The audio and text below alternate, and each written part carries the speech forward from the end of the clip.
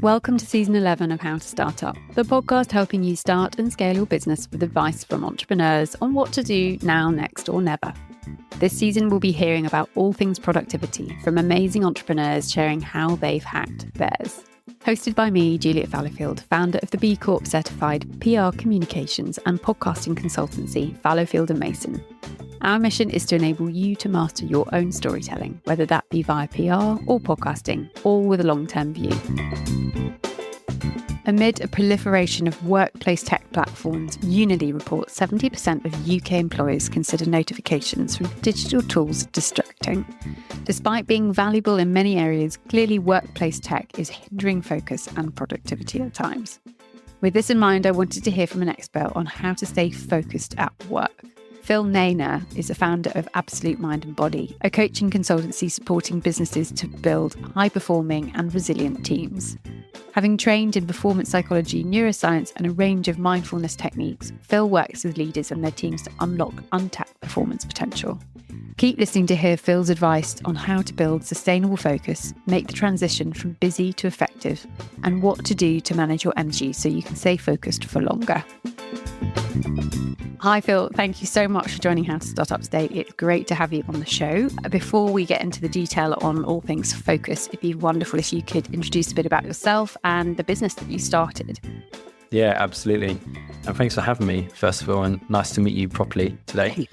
My name's Phil. I'm a performance coach and the founder of a company called Absolute Mind Body. I started the business about 7 years ago. Ex-corporate person myself, so I did 12 years sales leadership before I set up the business. I guess the initial idea was a corporate wellness company. So we would take wellness services into corporates. So we did that for about 2.5 years. And then when COVID hit, we had a real shift. And at that point, I retrained and I trained as a leadership coach and transformation coach. And the business today has evolved as I've evolved. So primarily what I do now is I go into my old world. I coach sales leaders one-on-one and I coach their teams in groups. But I don't teach them sales. I teach them the psychology of performance. So I help them understand what's happening in their mind and how their own psychology is impacting how they perform. The psychology of why they say they want something but are unable to execute on it. Why they say they don't want these behaviors anymore, but they still end up executing on those old behaviors. Most people selling to those teams are sales trainers and saying, okay, let me teach you how to sell. I'm kind of stepping out a little bit and saying, actually, if we really want to drive performance, what we need to look at is the psychology. Like high performance is 80% psychology and maybe 20% skill, particularly if you're working with skilled workers. I guess it's kind of been born through my own desire to understand my own psychology. So a lot of the research I've done, a lot of the courses I've done, a lot of the books that I've read have really been around like, what are the things that I need to understand, that I need to learn about how my mind works so that I can focus more, so I can feel more motivated, so I can manage emotions better. And then I've just kind of packaged those things up into courses, which I now take to corporates and deliver on site. It's amazing because what you're saying is what every founder needs. And you say leader, everyone says when you start a business, whether you like it or not, 95% of your job is sales. You could be a jewelry maker, but you still have to sell a product to have a business stay alive. You're juggling so many different balls at any different point. And for me, efficiency, process, productivity, I've got OCD, I love a spreadsheet. And I kind of caught myself a year ago going, hang on, we are really efficient and we are very process driven. And if we're still feeling a bit panicked how busy we are, it's not right. And I don't want to live like this. And this is not what life should be like. And something has to change. This year, we've actually been able to take a breath and like an actual physical breath. And this is where this season's been so interesting for me because it's all about productivity. But everyone I've spoken to is like, that's a bad word. Don't push productivity on people because it pushes you to do more. And actually that is a lot of pressure and something we want to avoid. So when I was looking at our questions, was like, focus, this could be really helpful. Please, can you teach us everything that you know in half an hour? Probably not, but could you define what focus means to you? I would say focus is the ability to have all of your attention and energy on one thing. So in the workshop that I do around focus, I deliver it as a definition, but I also deliver it as an equation. And I say focus is essentially attention minus distraction. So just to really kind of make it simple, it's just having all your attention on one thing. And I think particularly for founders, I think we're trying to do so many different things all at once. And what happens is we end up being busy and overwhelmed, but we're not focused. I don't think you can be busy and focused at the same Yeah. time, because focus is doing one thing. People might be wondering, well, why, if I can multitask, why shouldn't I? I can get loads of things done at once. And I really recently learned that multitasking is bad. And actually, if you do one thing and do it really well, you'll do it better, you'll enjoy it more, you'll get in the flow state, you almost get into that zone of like, brrr, like you are laser focused on something. And I've even seen it in my team, who 2 of them have never worked for anybody else. They came straight out of uni into the business and working hybrid, remote, things that they've taken not for granted, but even they crave that laser focus time on stuff. And we tried time blocking, we tried like having Zoom in the background, so we're all in a remote office together, and it keeps us a bit more accountable. But I love that feeling when you come out of something and you've thought about nothing else other than fixing that one problem or doing that one thing, which feels like such a luxury when you're running a company. But is that correct? Should we strive to do one thing at a time? Yeah. So, I mean, for a couple of reasons. Like, firstly, if we're trying to do many things at one time, you're going to make really small progress on all of them. If you think about, have you read the book Essentialism, Greg McKeown? Yes. You probably remember on the front cover, he's got that picture and he's kind of got like busy on the left, and it's a small circle with lots of little bits of energy coming out of this circle. And then on the right, it's focused, and it's the same circle, but with one straight line.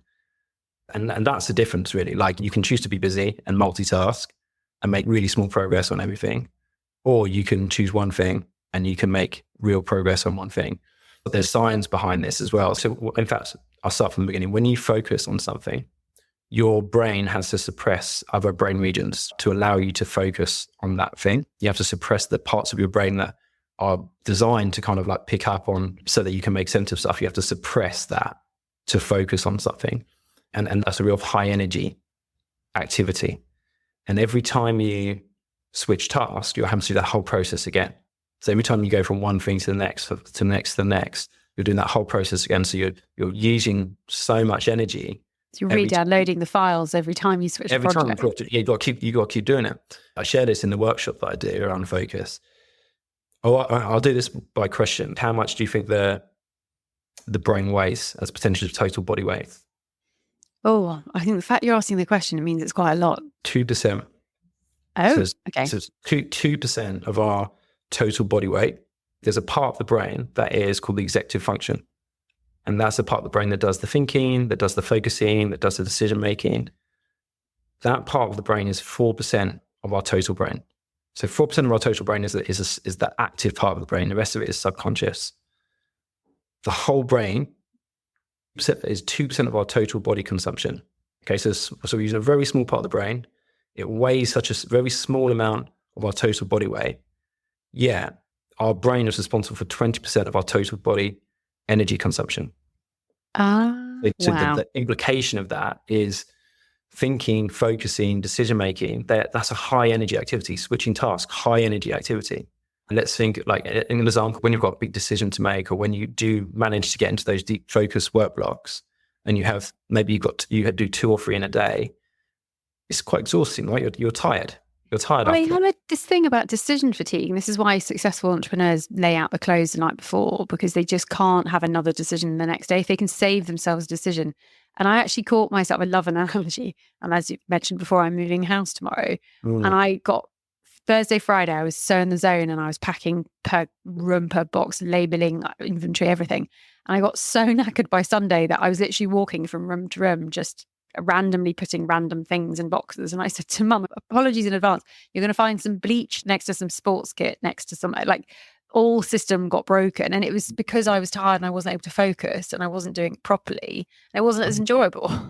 It is that really having to concentrate and put the energy towards the concentration in advance, I suppose, of going, right, this is going to need some brain power. I guess that's why they call it brain power. It takes up a lot of energy. The bit you said about a lot of successful people, they'll plan what they're going to wear the night before, and they do that with lots of decisions. It won't be just what they wear, it'll be what they eat. It'll be their schedule. The schedule will be the same every day. It's just kind of taking out the extra energy required to make those decisions. Anything that you do on repeat, just automate it. If it's something that you do every day, automate it so there's no decision. It could be technology, or it could be as simple as what time you go to the gym. Like, if you're like spend the whole day thinking, oh, am I going to go at lunchtime or am I going to go at 4 p.m? That's just energy that you could be using for something else. Well, I always say don't waste time on worry. And it's like, don't waste time on moving things around. Or as you said, I got to a point where I felt like I was beholden to clients and the journalists that I was going to see. So I spent the week running around London. I was like, no, I'm going to go back to my Shangri-La self. There was no meeting Mondays, work from home Wednesdays, free for all Fridays.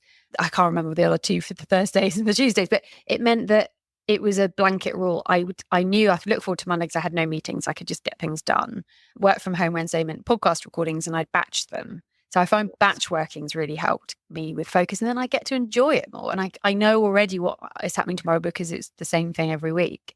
So that's really helpful. I was going to say, are there any other specific techniques that you use to stay focused during your working day? I have practices and rituals that I start the day with, which would look like reviewing my goals.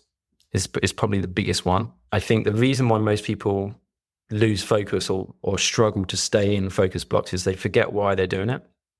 Yeah. So it's opening Instagram, looking for something. Once you're in it, you see the notification, you get distracted and you forgot what you went into Instagram to look for. Exactly. Yes, it's exactly that. It's the same thing. You sit down to your desk. You often people will open their laptop without thinking about what they're about to do. So they just get drawn into everything that's incoming, like all the emails are incoming. And essentially, my view is, if you start your day answering email, you're essentially just ticking off other people's to-do lists. Being reactive, not proactive. Yeah. Other people saying, hey, can you do this? Hey, can you do that? And you're not actually moving any closer towards your goals. So for me, a big part is just reminding yourself at the beginning of the day, what is the big goal you're chasing? What are the things you need to get done this week? What are the things you need to get done this month? And just making sure you're intentional.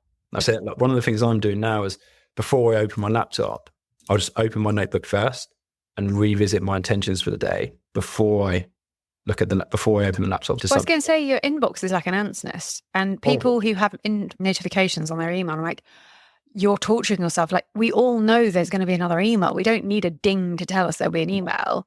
And I mean, there's something I've managed to find on Apple that I've set a couple of key clients as VIPs. So I only get a notification if they email, and it's very rare that they do. Okay. And I don't have any other notifications. And actually, sitting next to a friend that has WhatsApp notifications on, it gives me anxiety. I'm just like, I can't do it. It's just not for me. It's so rare as well. My experience is it's so rare that any email can't wait an hour. If it's urgent, they'll phone you. They'll call you, yeah. But other things that I use, I have a practice that I call clearing the space, which is actually one of the first tools that I learned when I retrained as a coach. And it's a mindfulness exercise, and it's like a transition meditation. So I use it in between tasks, in between meetings. And essentially it's just a 2 to 3 minute meditation. You close your eyes, you quieten the mind, and you essentially, as you quieten the mind, there's a visualization that I do. You see your thoughts as clouds, and on your out breath, you let the cloud disappear. And you do that a few rounds. As thoughts come up, you watch it, you observe it, you let it disappear on the out breath. Do that a few times until your mind's a bit quieter. And when your mind's a bit quieter, you then, what's my intention for the next 60 minutes? What do I need to do? Who am I speaking to now? What do they need? And you just kind of really set an intention in your mind before you go into the next activity. And it just avoids that wasteful kind of like first 10 minutes when you open the laptop, or the first 5 minutes of a meeting. Obviously, there's times where small talk's appropriate, but sometimes like it can be 15 minutes before you get to, okay, what are we here to talk about? Giving yourself a few minutes before just means that you're just a bit more dialed in, and that you're intentional with that next interaction. The thing is, there's always going to be more things you can do. And if people, when they start a business and in any job, you can always do more. And for me in communications and podcasting, with OCD, it's not a happy marriage in the sense that you can always pitch another angle, find another journalist to talk to. You have to know when off is and when you've done enough. And I think that's where you can get distracted because you're feeling a little bit overwhelmed that you've got all these other things to do. You can spend your time going round and round in circles. So given you want to be more focused, and I think focus would lead to output and better energy. And I've been told not to use the word productivity a number of times now, but you will enjoy the work more, you'll get distracted less, the result will be better, And then you free up more time if you need more time. And that's what I think every founder is after, is how to magic another 8 hours into the day. But going into that, okay, I'm going to spend my time, but I'm going to spend it wisely. What is my priority here? And what you said about quietening the mind, is meditation a big part of your practice? It's a huge part of my practice. I'd say it's probably the thing that has impacted me more than anything else since I left. Well, as you develop a mindfulness practice, I think that your mind is quieter, which means that your decision making is clearer. It also makes you much more aware of how the thoughts that you're thinking or paying attention to are impacting your mood, your motivation, and your energy. I do mindfulness meditation, which is just observing the mind. The more skilled you get at that, the more you understand where your psychology is impacting you. So you can notice the patterns as they're arising and put an end to the pattern and pay attention to a different thought, which is going to be more useful for you. But I think without practice, that is really difficult. Is it almost like upgrading your operating system of your laptop, refreshing it with a cleaner, smoother, well-oiled machine where it's tapping into the right things rather than the wrong things? I feel like when I meditate, it kind of cleans out my brain. It gets rid of all the peripheral things. I did it regularly for 6 months, morning and afternoon for 20 minutes. And it was a mantra in my head. And I'd come out of it being like, well, that's not a problem anymore. I've got the solution for this. That's now solved. And it made me so efficient. And even my mum clocked it. She's like, I can see a difference in you. But why would I then deprive myself of doing that, knowing I know it's a really useful tool? Because I know you work with people on how to kind of their self-saboteur. How could you manage that as a founder? So I'll give you my experience. So for example, the clear in the space meditation, the short meditation, when I learned that, I did that 5 to 8 times a day for about 18 months. And it's just a short meditation. I did it because when I got taught it, it was taught to us as I do this before every session. For every session, get present. The biggest gift you can give to your client is your presence. And so it was so important for me to make sure that when I did that, it cleared my mind of all of my own chaos, my own stuff, so that I could be really present for the person that I'm with. The reason why I'm telling the story is because I did it so frequently. I just doing it 5 to 8 times a day for like 18 months. And I saw the impact of it immediately. Every time I went into a session, I was like, oh, wow, I would never have been able to deal with that situation if I hadn't have done that meditation beforehand. It's like I got the ROI immediately. It's just this kind of constant reinforcement. My invitation to anybody who's looking to build a meditation practice or a mindfulness practice is just to do short meditations really regularly so you can see the impact of it really quickly, in the sense that in 2 ways. One, like anything, cadence or repetition is the thing that's going to get you results quickest. So kind of doing smaller sessions multiple times a day is going to get you quicker results. But also, if you do it before an important task, before an important meeting, you will see the results of it in real time. And you'll be like, okay, I'm doing that before the next meeting. So it just gives you that constant reinforcement. So that would be my advice to anybody who's looking to build a practice. We've got a finite amount of energy to use. We've got to be clever about how we use it. So I think when you have something that's so clearly giving you an ROI, I think for me, that's the motivation for me to keep carrying on. When I introduce that to clients, which I do for nearly everybody, I think it's appropriate for nearly everybody, because I think we all would like to be more intentional with our time. We'd all like to show up to our interactions better.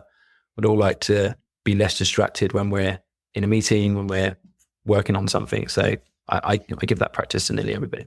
And it's one of those things that it's like drinking water. It's so beneficial and it's free. It's, I often do it on a tube and it just expedites the journey. I'm like, oh, I'm at Paddington. That was quick. And it gets rid of that time that I don't really want to be underground. And it surprises me because I know it works. I know how efficient my brain is when I do it regularly, how I don't do it regularly. And it's something that in this season has really come up. Everyone has really talked about meditation as being something that's massively helped them in their work day, which I think maybe 5-10 years ago, people wouldn't be as open about. Well, there's more science to prove it now, isn't there? I think that's the thing. I think a lot of these kind of ancient practices, they're not just for yogis anymore. They are being proved by the likes of Andrew Huberman or Stephen Kotler and all of these kind of neuroscientists that are saying, okay, this is how peak performance works. Yeah. And they're showing us how mindfulness helps, how You were speaking earlier to some of your team that you would be doing some stuff around resetting the goals and being really clear around what the core business is. And that is a focus activity, because when you are really clear on what your big purpose is, what your mission for your business is, that actually releases dopamine. That releases neurochemicals in the brain that allow you to be more focused. So often the reason why people are not focused is because they haven't connected their work to something bigger, to something bit outside of the actual activity that they're doing in that very moment. When you strip that back, like one of the first exercises I'll do with a client is we go through this exercise where we go through their core values, or we go through their core beliefs, and we really strip down to what is it that they really care about? What do they value more than anything else in the world? What do they stand by? And what do they want to create? Because without that, you'll always be distracted. You'll always be distracted by the next thing. When you're tired and you've worked really hard and you're stressed about something and you question what you're doing it for, you know the answer. You hit that kind of, some call it the trampoline effect, where you hit rock bottom and you get really laser focus on what really matters, because you've got the clarity of like, it. But it's actually, for me, we do goal setting with the team and they were questioning why we do it. And I was like, well, for the business and for you and for your progression and just for a system for us to know what we're working towards. If we're working this goddamn hard, we need to know why. You know, it's not about the money when you start a business. That's a means to an end, but it's how can you enjoy work more? And if we can tap that focus element, we'll all feel more reward. Who doesn't want that? I feel like it's actually tapping into the neurobiology of the brain. So like when you are working on something that you really care about, you're releasing chemicals such as dopamine, such as norepinephrine. You know, you're releasing these chemicals that actually allow you to focus more. When dopamine's in the body, you have more motivation. Your cognitive load is reduced, so you can focus more. And you generally feel more inspired. You want to take the action. And the same with norepinephrine. When you have that chemical in your system, it's like, if you think of it as adrenaline for the brain, like when you're really obsessive about something, when you're like, right, I just cannot get this thing off my mind. That's norepinephrine in your system. But if you haven't connected your work to something bigger, to something that you really care about, you're going to create those biological advantages in your system, which is why it's so important to do the value work first, whether that's with your team, for yourself, for your own business. We all need to do it. We all need to understand what we're doing, why we're doing it, and what this kind of bigger purpose is, because that is what will allow us to like grit it out in those hard times when it's tough, when it's difficult. Often when people come to me and ask me about focus, they want to know about what are the tactics. For me, it's the tactics are the last bit. For me, it's like 3 layered. It's like the physical, the mental, and the tactical. So the physical is, are you sleeping enough? Are you getting enough sleep so that you could actually get into a place where you can focus for long periods of time? Are you eating well? Are you eating clean, unprocessed foods? You get enough daylight? You get enough sunlight? Are you healthy? You know, that's the physical. The mental is the stuff that we're talking about, the distractions. You kind of removing distractions from your environment. Are you working in something that you're inspired by? Are you doing something that you care about? And then the tactical is the systems and the things that you kind of put on top. But without the physical and the mental in place, they're just tactics that you might ask your team to do this today or tomorrow, and they might go off and do it because you've asked them to do it today or tomorrow. Without kind of looking at their own physical and mental stuff, they will return to the old way of doing stuff eventually. You kind of have to fix the bigger stuff if you want the long-term success. Someone said you've got to be okay with the weight of responsibility when you start a business. And for me, it's the responsibility that my team are happy, healthy, and growing in terms of their progression. And I'm fortunate that I had 20 years of experience with other companies to bring into my own business. Then they were like, oh, do we really have to do goals? I was like, yes, and this is why. And they're like, and it's bonus incentivized as well. And I was like, if you're not driven by money, be driven by job satisfaction. But it's the responsibility that they're looked after and I'm doing right by them. But I'm a hypocrite because then I'm not looking after myself as well as I'm looking after them. When you said about sleep, I'm like, yeah, okay. But it gets into this vicious circle of not sleeping, waking up, being inefficient, being tired, too tired to go to the gym, then eating badly. You have to break that as soon as possible. But your physical health, and in fact, our health and wellness season we did last year, the nutritionist, the sleep expert, the mobility expert, the breathwork expert, everyone said, yes, breath work's important, but sleep is number one. Sleep is always number one. I interviewed Russell Foster from Oxford University about it, and he said, oh, you're running a red light on your business if you don't look after your sleep. And I was like, oh God, okay, fine. It was a shock. And he said, I think it was every hour before midnight is worth 2 hours after. So go to bed earlier. Yeah, no, I feel that. My sleep is relatively good. It could be better sometimes, but I really noticed that over Christmas. I flew back from India on the 24th to be with my family for Christmas. And I was so tired on Christmas Eve that I went to bed about 7:30 in the evening. And I woke up on Christmas Day about 5 a.m. and I felt amazing. I felt like the best I'd felt in so long, in months. And it's true. I think those hours before midnight, if you're 8 hours from like 9 till 5, is so much better than like 12 till 8. It's a complete contrast. It's bizarre how we all work. Bizarre. But this is what's wonderful, is that there's so much information sharing out there. We can all learn from each other and do the work. And I think if people are, our podcast, we know our listeners are either starting a business, scaling a business, or thinking about starting a business. And for people to go, yeah, it is really hard work and you're never going to work as hard as you are for yourself, but it's worth it in so many extraordinary ways that you have to look after the basics. If you're not okay, there's no business up, basically. Are there things that people should do in terms of setting themselves up for success in the day? You already know my opinions on notifications, but there's some friends of mine that just have them and like they live with them. I just want to take them off their phone. Are they as bad as I think they are? My view is, if you're doing focus work, if it's on a laptop, you should have one tab and one tab only. Your phone should be in a different room. My preference is to do my kind of like creative or my thinking work on pen and paper. I'd rather do it on that with no digital whatsoever, and then just input it into a document once I've done the thinking on paper.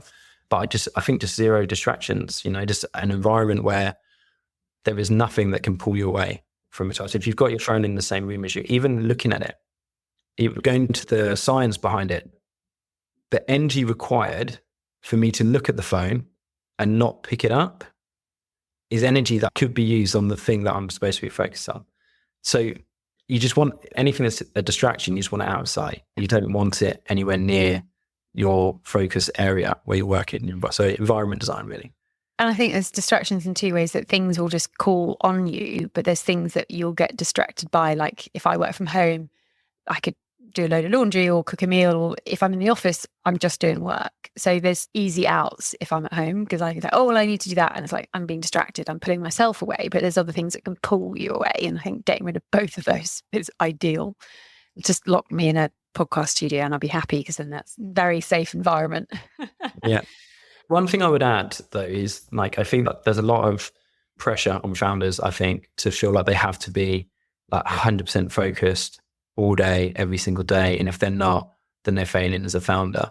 And I think that from personal experience, but also from the people I've coached, I just don't think that's true. I think it's impossible to be 100% every single day. No one's doing that, regardless of what the gurus are saying. No one is actually at 100% every single day. And I think that I personally think most businesses can be run on 2-hour deep work blocks a day, working on your most important tasks, only your most important tasks in those 2 blocks. And then all of your kind of admin, all of your kind of answering emails, all of the things that are low impact, low leverage, but need to be done, they either get done in those admin blocks or you delegate them, you get someone else to do them. But if you're doing 2 really focused 2-hour blocks of big, high leverage work, I think that most businesses can run from that. And the challenge for most of us is that we might set up these blocks, but then we get pulled in and out of them by low impact, low leverage tasks that somebody else could do, or they could wait till later. They could wait till tomorrow. They could wait till this afternoon. They don't need to happen in the moment when you're trying to do something that is high leverage.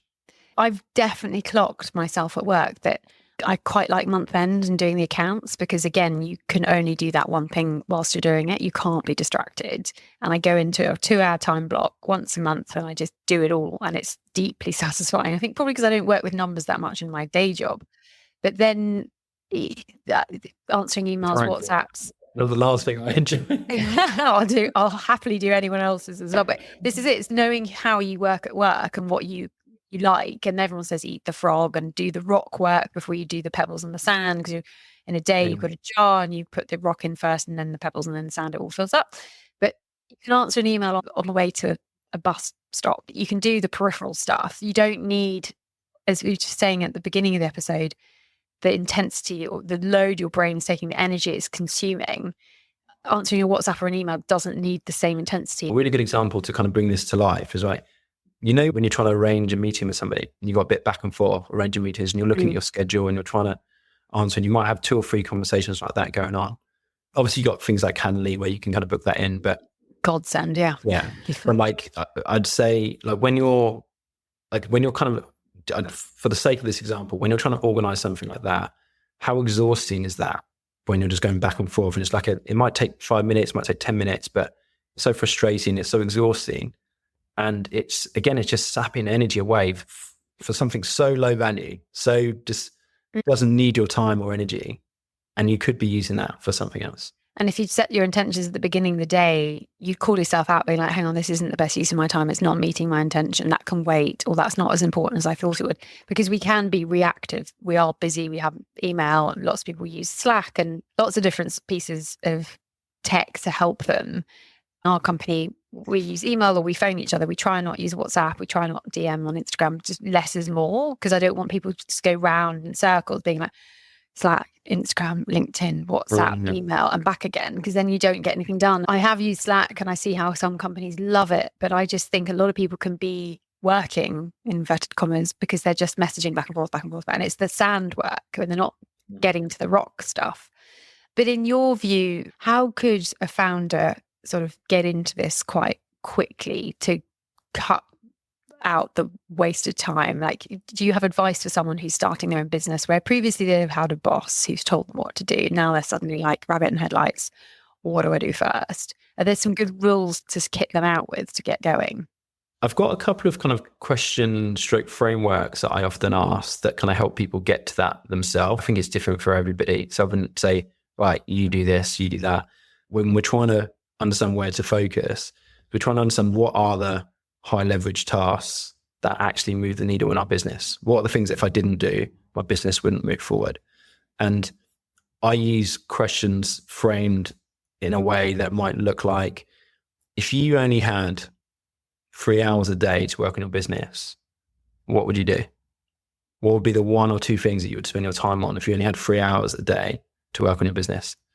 I'll use a framing like that. Because what that does, it forces people to cut out all the stuff that doesn't make any sense to do, all the things that they are probably at the moment spending loads of time on, but don't do anything to move their business in the direction they want their business to go. That's a much healthier approach to my recent experience of when you get COVID really badly and you have zero energy. You know, like, I've got to just do the bare minimum and go back to bed. And it was a real eye-opener of like, I've been wasting a lot of time and I thought I was quite efficient. So it's that. Yeah, what really matters. So I had this experience in, say, last December. I spent the month in India. Amazing. And I had a work trip, and then I was like, right, I'm going to stay for the rest of the month and just enjoy India. I've not been to India before. I'm just going to have a great time. And obviously, as a founder, as a small business owner, I was like, I still need to work a little bit. So I was like, right, okay, I'm just going to work 3 hours a day. I'm going to do 2 hours in the morning before breakfast. And then if I need to take any calls, I'll do 1 hour in the evening. I had the highest revenue month I've had in 6.5 years of running my business in December last year. And the reason I had that was because I cut out all the shit. I wasn't doing all the things that didn't generate revenue. So I was like, I'm only going to do revenue generating things in these 2 hours in the morning, and I'm only going to take sales calls in the evening. That's it. I'm not going to do anything else. And I had my highest revenue probably by about $6,000 in December last year. Yeah, again, the trampoline effect, you learn the hard way sometimes, but that sounds like learning the great way. You're in India, you've got 3 hours a day, happy days. But on that same theme, procrastination, how can you help people eliminate procrastination? It's either a belief issue. You don't believe in what you're doing enough. When we want something and we believe in it, we do it. Yeah. You know, we do it. Like if you really want something, like when an opportunity comes up that it's just not to be missed, whatever's happening, you stop doing it and you do the thing that's going to get you that opportunity. If we really believe in it, it happens. Fear is the second one. Like we're scared of something. We're scared of what people think. We're scared of how it's going to be perceived. We're scared of what we believe that they're thinking about us. Address that and realize often the ludicrousy of our perception of what other people think. It's so often wrong. And no one cares either. Yeah. They've got their own stuff. They don't care about. They're not worried about us. No. They've got their own things that they're worried about. And then clarity. Like if you're not clear on what it is you need to do or how you need to do it, that's the other reason why people procrastinate, in my experience. I think it's just being honest and facing up to things and just being like, I'm avoiding that because of this. And then, okay, I now know that and I don't have to avoid it. What we do is a question from the previous guest has a question for our next guest. So the question for you was, if you wanted to scratch an itch for a totally new business, what would it be? And I love this because every single guest has a completely random question. And it's so interesting to see what's going on in other people's minds. Yeah, I saw that in your notes. And I was like, what would it be? Because I do feel like I'm running a business that I love. And I've got some ideas around the evolution of the business. Yeah, you're in the right job then. I'm in the right job. It's not completely unrelated, but I would like to have some kind of either tech or nootropic that would help people just be more focused, be more driven, be more zoned in. So a bit like Adderall, but like without having to take a pill and be on like medication like that. More like something that you could just, I don't know, drink in a tea or maybe like in a vape or something. And it just kind of gives you like a small hit of focus, which gets you zoned in for like an hour. And then you can just go and do your own thing. But it's not going to have any long lasting side effects, something like that. And the other thing I have considered and I am still thinking about is like a small dose mushroom retreat. So kind of using psychedelic mushrooms, psilocybin, to help people with personal and professional development. So whereas at the moment, a lot of the retreats that you can go on and experience psilocybin, a lot of it's to deal with kind of trauma and to kind of deal with like much kind of bigger issues. There are, in my experience, there's ways to use mushrooms and psychedelics to really optimize the mind, to give you a better understanding of the mind. And I think small dose mushroom retreats or something along those lines would be really powerful. And I think I'd really enjoy doing something like that. Yeah, definitely. Well, it's definitely feed into the bigger picture that you're already doing, but a new avenue for you, it should be super exciting. And what would your question be for our next guest? Yeah, I deliberated on this a little bit because I know how powerful this question has been for me. I guess it would be, what advice would your 80-year-old self give you today that would allow you to build the business of your dreams? So what advice would your 80-year-old self give you to help you build your big, oh goodness. In the sense of saying the person, essentially what I'm saying is, what would the person that has already built the business that you are trying to build, what advice would they give you today that would help you build that business? That's essentially what I'm saying. Yeah, that's a really interesting one, because my favorite expression of all time is experience is what you get after you've needed it. And it's like, oh, well, now I've gone through all that awful trauma. I now know how to deal with it, but I didn't know how to deal with it. Where that question comes from, because I think this is very me with my coaching hat on. It's a quote I love. It's true wisdom is the ability to follow your own advice consistently. And there's so much truth in that, because we always have the answer. And the answer is always within us. And the reason why coaching works is because coaching gives you a way of looking at your challenges or the obstacles in your way or the things that you're trying to achieve with a new lens. But a coach doesn't tell you what to do. They just help ask questions that allow you to figure it out. You know, they frame things in a way that allow you to connect dots that you might not have connected otherwise. And the point is, you've always got the answers, whoever it is. And that's why it's so beautiful to be a coach, because if you ask the right questions and you're intentional enough and mindful enough of the questions that you ask, you just watch people just connect the dots. Thank you, Phil. Any last piece of advice you'd like to offer a new founder when starting a business? I probably would have benefited hearing that entrepreneurship is sales. And if you don't like sales, you probably shouldn't be an entrepreneur, because there is no business without sales. People kind of think it's a bit crass. And it's like, no, you need revenue to have a business. I'm an ex-salesperson, ex-sales leader, you know, but I think like I came from that world, but I assumed that I wouldn't have to do as much of that when I set up my own business. And the truth is, the bulk of your work as an entrepreneur is selling. Like, and unless you're selling product or services, you don't have a business. You got a job. Yeah, that's really good advice. The other thing that has kind of come up for me recently was this kind of spectrum of freedom, security. If you want to be an entrepreneur, wherever you decide in life, like freedom and security are two ends of the spectrum. And if you want freedom, you're not going to have security. If you want security, you're not going to have freedom. And it's kind of like you got to figure out where you want to be on that spectrum. Yeah. If you want to be completely free to do whatever you want all the time, you're probably not going to have a very regular, secure income stream. If you want the kind of corporate job where you know exactly what you're getting paid every month, there's expectations that mean you're not going to have the freedom that sits over here, and you just got to decide.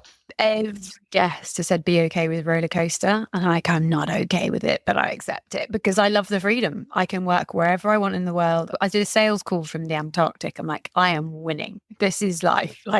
But I didn't win the client because I couldn't go and see them in person. So there was a risk factor there. But the only advice for managing the roller coaster. Anyone have any advice for that? They were just saying, don't waste time on worry and accept it. It is fact. You're going to feel the ups and downs, and you will appreciate the ups more because you have had the downs, but the downs are going to happen whether you like them or not. And the best advice that I was given in season 1 was have 6 months of your team salary saved in the bank account at all times, so you never worry about paying them. That's great advice. And that for me was everything, because it just meant worst case scenario, all revenue dries up overnight, I can still pay them.